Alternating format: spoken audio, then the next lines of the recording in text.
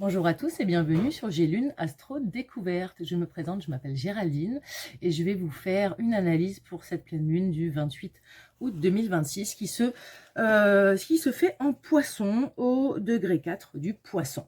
Alors cette pleine lune, ça va être aussi une éclipse partielle de lune puisque elle se situe pas loin des nœuds lunaires, le nœud sud là qui vient de rentrer dans le signe du lion, qui se trouve à 29 degrés du signe du lion, et puis le nœud nord qui est lui au 29e au degré 29 du Verseau, si je ne me trompe pas. Voilà, donc on est toujours sur cet axe Lion-Verseau qu'on a travaillé lors de la dernière nouvelle lune, du 12, qui était aussi une éclipse solaire cette fois-ci.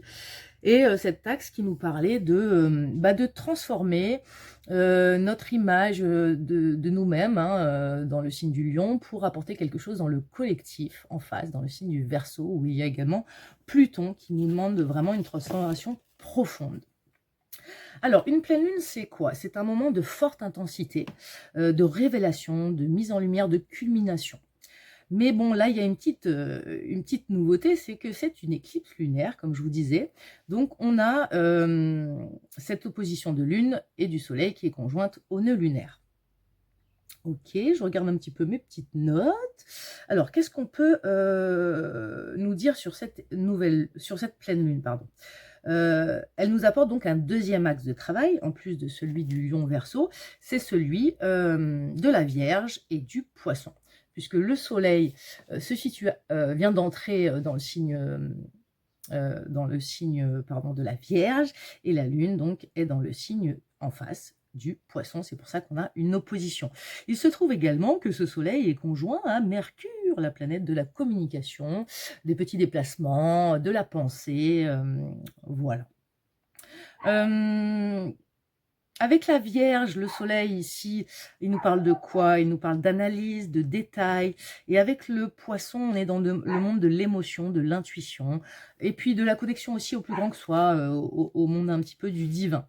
On a donc une opposition ici entre le contrôle et le lâcher-prise, entre la raison et l'intuition, entre le concret et l'invisible, entre le service et le sacrifice. Il s'agira d'équilibrer toutes ces énergies-là. La lune en poisson, elle est un petit peu chez elle aussi, parce que le poisson, c'est quelqu'un qui est sensible, c'est le monde de l'émotionnel, et la lune, c'est le monde de l'intuition, de l'émotionnel également, de l'intériorité. Mais la lune ici, en poisson, elle sera dans l'ombre, puisque c'est une pleine lune avec cette éclipse. La question donc pourrait être comment remettre de la lucidité, de l'analyse dans notre monde émotionnel.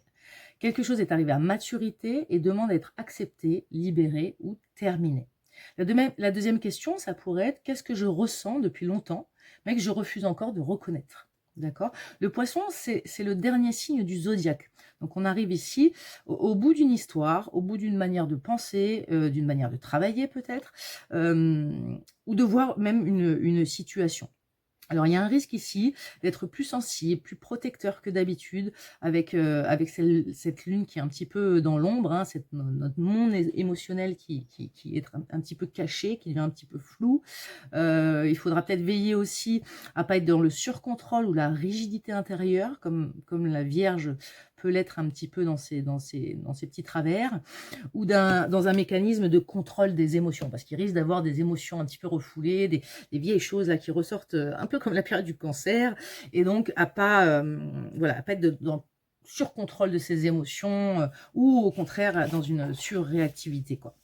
L'éclipse du 12, du 12 août qu'on vient de passer, elle a pu nous donner l'envie de commencer quelque chose aussi de nouveau, mais celle dont je vous parle ici, du 28, elle demande, es-tu réellement prêt à abandonner ce qui appartient à l'ancienne version de toi, que tu as construite là récemment en Lion, que tu as renouvelée en Lion, et qui a pour but quand même d'apporter quelque chose au groupe, au collectif, puisqu'en face, il y a toujours d'ailleurs notre ami Pluton et notre ami Verseau. Ok, donc en poisson, en plus, on détruit pas. En poisson, on dissout. C'est un signe d'eau, c'est fluide. Par contre, la lune, elle est un petit peu cachée, donc on a cette envie balance-là. Donc, on nous demande d'équilibrer un besoin de contrôle et un besoin de lâcher prise. Alors maintenant, je vais vous faire un petit topo sur le ciel astrologique de cette éclipse. Hein, comment se situent les autres planètes par rapport à cette opposition. Alors déjà, nous avons donc, comme je vous ai dit, une conjonction Soleil-Mercure en Vierge.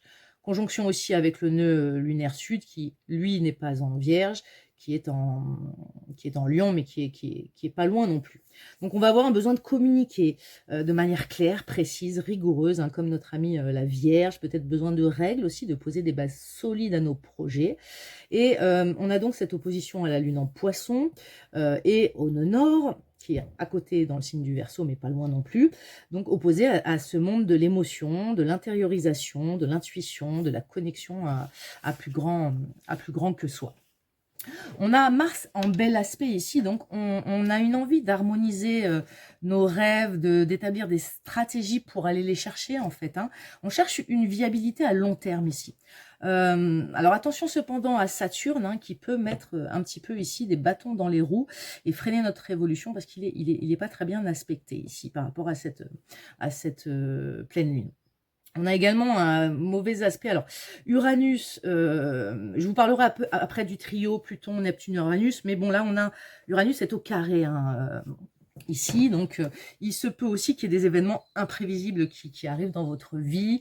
Peut-être des choses en lien avec le passé, en lien avec notre intuition, notre monde intérieur, notre émotionnel, mais aussi peut-être en lien avec le travail, avec un besoin de rigueur, etc.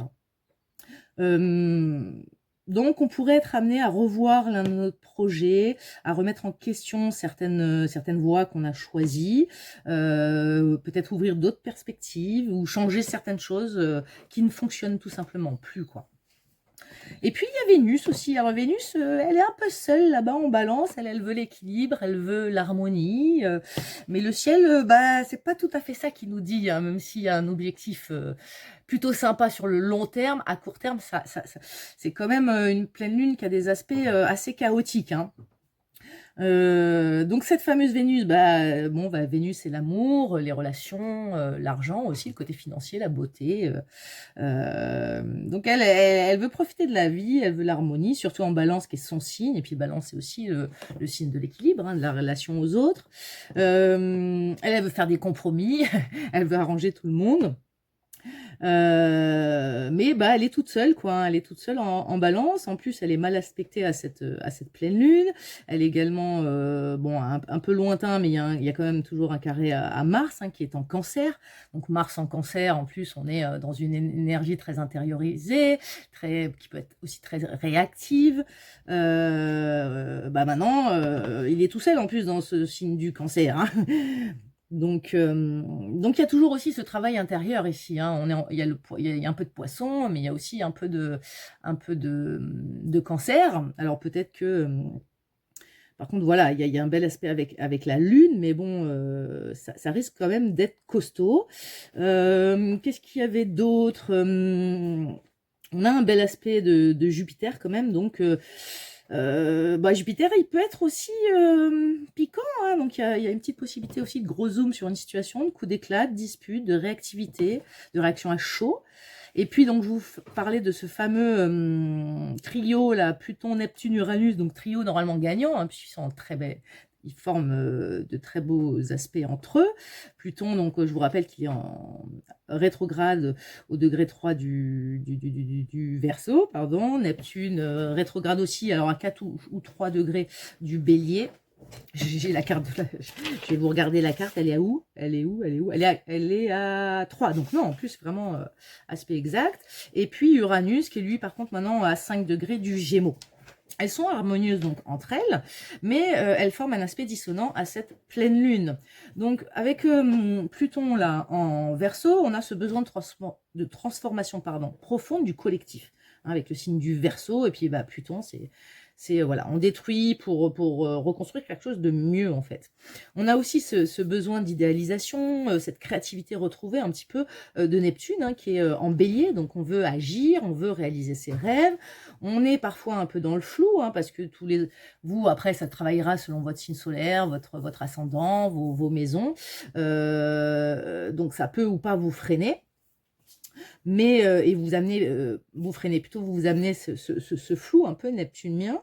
Et puis rajouter à ça, il y a Uranus hein, qui vous amène des événements imprévisibles, voilà, complètement imprévus, et qui est très aspecté par rapport à la communication, puisque ça se trouve dans le signe du Gémeaux, le Gémeaux, voilà. Et puis il y a une notion de rapidité aussi, Uranus en Gémeaux, voilà, des choses qui vont vite, des communications qui vont vite, voilà. Donc ça ramène quand même pas mal de tensions. C'est comme si elles s'alliaient entre elles, en fait, pour faire sortir nos ombres, nos émotions refoulées, qui se trouvent en Poisson, là. Mais bon, pour moi, ça aura un impact positif sur le long terme, puisque c'est une période d'éclipse qui nous permet d'apurer un passé douloureux, pour avancer, en fait, plus léger, et pour servir peut-être aux besoins de tous. D'accord? Parce que ce Poisson, il y a aussi une idée d'être connecté aux autres, d'être connecté vraiment au monde humain et divin. Hein, il a cette part de lui où il est très connecté au divin. On nous invite donc à maîtriser notre part d'ombre afin que nous puissions révéler notre vraie nature au monde. Profonde transformation qui vise bah, un petit peu tout le monde, quoi, avec cette énergie Verseau aussi qui est dedans. Ok, donc je regarde un petit peu mes notes pour voir si j'ai rien oublié. Donc oui, en Lion, le soleil nous a invités à trouver, à prendre notre vraie place, peut-être à abandonner certains schémas qui ne correspondaient plus. En Vierge, le soleil il va nous inviter à solidifier cette image, cette nouvelle version de nous-mêmes, peut-être aussi à la structurer pour qu'elle puisse apporter sa lumière au collectif. Et puis, je pense qu'en fait, c'est une grosse phase de nettoyage émotionnel. Hein, et cette phase, elle est déjà en cours depuis très très longtemps, depuis le transit de Neptune et Saturne en Poisson, qui sont maintenant en Bélier, et en Bélier qui nous demandent donc d'agir, de voir loin aussi avec Saturne, et de garder un idéal avec Neptune. J'avais déjà fait une vidéo sur... moi, je suis Bélier, et je suis ascendant Sagittaire, Lune en Sagittaire, Uranus en Sagittaire, donc ça me parle beaucoup en ce moment, ça bouge beaucoup dans ma vie, et pour moi, alors je parle personnellement, parce qu'après il faut voir aussi votre contexte de vie, il faut voir votre thème natal en fait, hein. Mais pour moi, ça m'a... Alors j'ai une grosse période de flou début d'année, hein, jusqu'à même avril. Donc lorsque ces planètes sont rentrées en bélier, avant d'attaquer le nouveau cycle zodiacal hein, en période d'avril et de mon anniversaire, puisque je suis bélier. Mais après, c'est vrai qu'il y a eu vraiment un déclic, hein, mais ça s'est fait tout seul. Et puis j'ai retrouvé une vision un petit peu idéale, savoir ce que je voulais faire de ma vie, et puis mettre en place des actions, gagner en patience, c'est-à-dire que moi qui suis plutôt très impatiente, Saturne m'aide beaucoup en fait à voir loin, à avoir confiance, à poser mes jalons. Et puis Neptune m'apporte en fait cette foi et cet espoir. C'est même pas un espoir, c'est une espèce de conviction intérieure qui fait que je suis dans la bonne voie. Saturne m'aide voilà, à concrétiser. Donc pour moi en tout cas, dites-moi en commentaire comment ça vous parle. Moi ce transit là de Neptune-Saturne conjoint pour moi en bélier, en plus sur ma Vénus, Saturne est sur ma Vénus natale en ce moment, ça me parle énormément et ça m'apporte beaucoup. Alors par contre c'est remuant, c'est-à-dire je vois bien qu'on est vraiment dans une période de libération aussi émotionnelle. Moi ça a travaillé beaucoup en Cancer puisque c'était carré à mon signe, il y a eu quand même un gros amas de planètes en Cancer, on a même eu Mercure rétrograde en Cancer, donc c'est vrai que ça a beaucoup travaillé les choses d'enfance aussi, hein, les blessures d'enfance. Il y a eu des rêves aussi, beaucoup de rêves, beaucoup de travail inconscient aussi qui est venu. Voilà. Donc dites-moi vous comment ça vous parle, mais pour moi c'est un petit peu ça. Voilà, si ça vous a plu, n'hésitez pas à commenter, à liker, à partager, à mettre un petit boost. Et puis nous retrouve pour la prochaine, le prochain événement astrologie. Qu'est-ce que je pourrais vous dire d'autre? Ben, je crois que c'est tout. Si vous voulez une analyse personnalisée, n'hésitez pas. Mon mail est dans la description. Et puis voilà, j'espère que ça vous aura plu. Et je vous dis bon courage. Allez, ciao les amis. Bye.